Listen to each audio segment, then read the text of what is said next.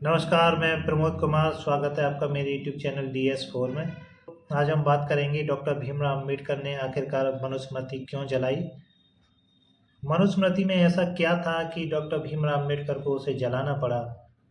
ऐसी क्या चीज़ें थीं उसमें, क्या बातें लिखी हुई थीं, क्या वो बातें अनहित में थीं, क्या वो बातें देश के नागरिकों के हित में नहीं थीं। अगर नागरिकों के हित में थीं तो दलितों पर अत्याचार क्यों होता था।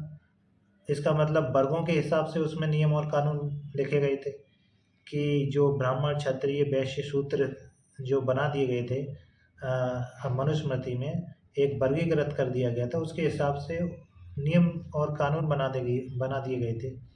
डॉक्टर भीमराव अम्बेडकर को लगा कि इसमें तो दलितों के लिए बहुत ज़्यादा अत्याचार की बातें लिखी गई हैं और मानवता की बात इसमें की नहीं गई है, तो फिर क्या फ़ायदा ऐसी किताब का, ऐसे नियम का, ऐसे कानून का।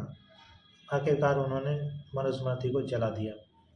जब डॉक्टर भीमराव अम्बेडकर ने मनुस्मृति का गहन अध्ययन किया तब उन्हें पता चला कि दलितों पर अत्याचार की असली जड़ तो मनुस्मृति है। शूद्रों व अछूतों तथा नारियों को पढ़ने लिखने का अधिकार नहीं था। समझ रहे हैं आप? शूद्रों, अछूतों और नारियों, नारी भी शूद्र की श्रेणी में थे। मनुस्मृति में उनको भी पढ़ने का अधिकार नहीं था। इसमें साफ साफ लिखा गया है, अगर कोई शूद्र वेद पुराण गीता रामायण आदि ग्रंथों का उच्चारण करे तो ब्राह्मणों के नियम अनुसार उस शूद्र की जिह्वा काट ली जाती है। अगर कोई शूद्र वेद पुराण रामायण ग्रंथों का उच्चारण करता है तो उसकी जिह्वा यानी जीभ को काट ली जाए, ये नियम था मनुस्मृति में।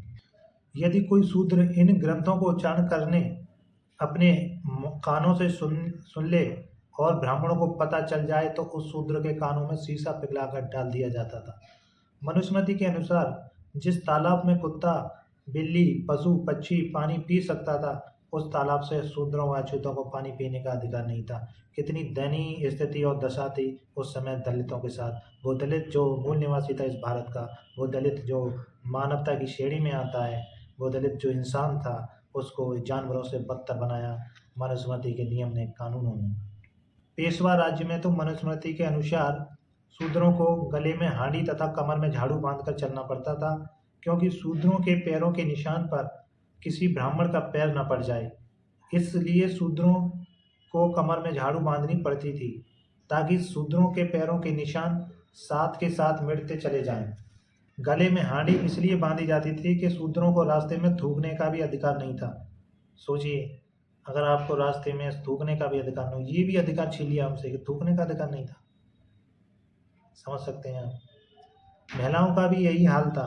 मनु विधान में नारी को पढ़ने लिखने का कोई अधिकार नहीं था तथा सीना और जंघाओं को नग्न रखकर चलना होता था।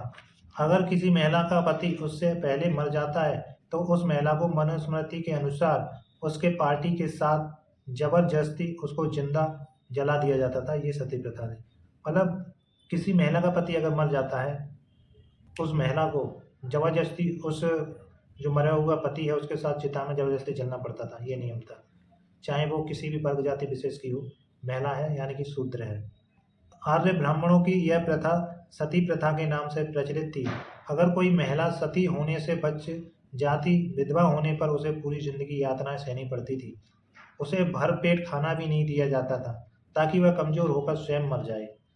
परंतु मनुष्य अपनी पत्नी के मरने के बाद उसे कई शादी करने का अधिकार था। मनुष्य को शादी करने का अधिकार था, यानी कि मनुष्य की अगर पत्नी मर जाती है तो वो चिता में नहीं अपनी जान देगा कूद कर, वो साथ नहीं मरेगा। केवल स्त्री को अधिकार था साथ मरने का।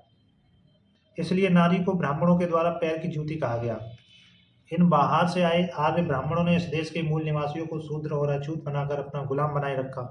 मनुस्मृति में सबसे ज्यादा जहर महिलाओं के लिए घोला गया, इतना और किसी ग्रंथ में नहीं। डॉक्टर अम्बेडकर ऐसे इतिहास पुरुष थे जिन्होंने इस मनुस्मृति पुस्तक की अमानवीयता से सभी को सावधान करके 25 दिसंबर सन 1927 को महाराष्ट्र के महाड नगर में डॉक्टर अम्बेडकर ने अपने हजारों अनुयायियों की उपस्थिति में इस काउंसिल ग्रंथ मनुस्मृति को जलाकर राख कर दिया। इसमें कुछ नहीं है, इसमें तो बहुत सारी चीज़ें कम हैं, लेकिन विस्तृत रूप से देखा जाए तो मनुस्मृति जब आपको कभी पढ़ने का मौका मिले तो आप पढ़िएगा।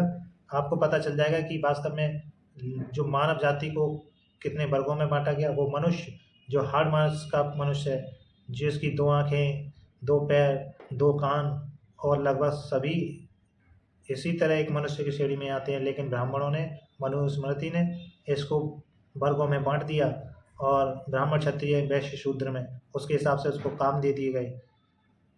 एक के साथ गलत व्यवहार किया जा रहा है, एक के साथ अच्छा व्यवहार किया जा रहा है। समानता लाने के लिए डॉक्टर भीमराव अम्बेडकर ने इसको जला कर राख कर दिया, इसलिए कि वो विधान जो मनुष्यों में मानवता और समानता का भाव नहीं ला सकती, तो ऐसी किताब का कोई फ़ायदा नहीं, उसे जलाकर राख कर देना चाहिए।